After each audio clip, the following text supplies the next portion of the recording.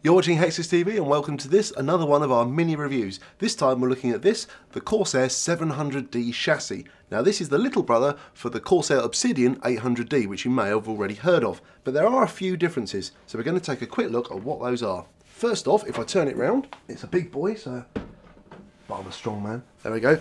First thing you'll notice is that it doesn't have the windowed side panel that the 800D has. And if I just use the Corsair's nice and easy opening system, which is push the button and the side panel lifts away, pop that down there. The next difference you'll see is that where the 800D has 4 hot swappable SATA drive bays, this just has normal standard drive bays, but these do fit 3.5 inch and the 2.5 inch and SSD drives should you need to, just with little clip-in brackets. So now let's have a look at cooling on the case, and the cooling is divided into 3 zones. Zone 1 is the cooling for the hard drives themselves, and what happens here is that this fan is drawing air in from the bottom and then it exhausts it out the back of the case, and I'll show you where that goes later, so it then comes out of the back panel. Zone 2 is down here at the bottom where the PSU would fit, and what would happen here is that the PSU would draw the air in from the bottom of the case and then exhaust it out the back through the PSU itself. And then the third zone is the motherboard area here, where you've got a fan coming in and this exhausts from through the back with the already mounted fan or through the top. And up here on top, you've got provision made for 3 fans, or you can fit high-end radiator cooling for water cooling without needing to modify the case in any way whatsoever.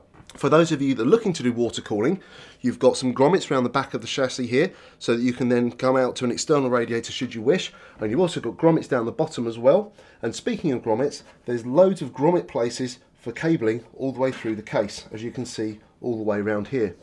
So now let's have a look around the back of the case, because there's a few interesting bits going on around there. So turn it round.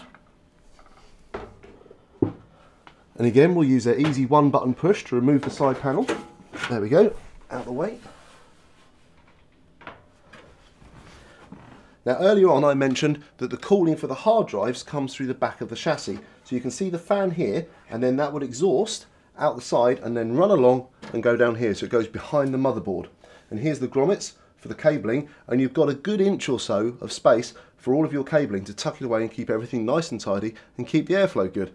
And then lastly, they've got this great little plastic panel here, which means that you can then access the mounting for the cooler on your CPU should it need a rear bracket, and then close it back up so that the warm air coming off of the hard drives doesn't get mingled up with the air that's going over the motherboard.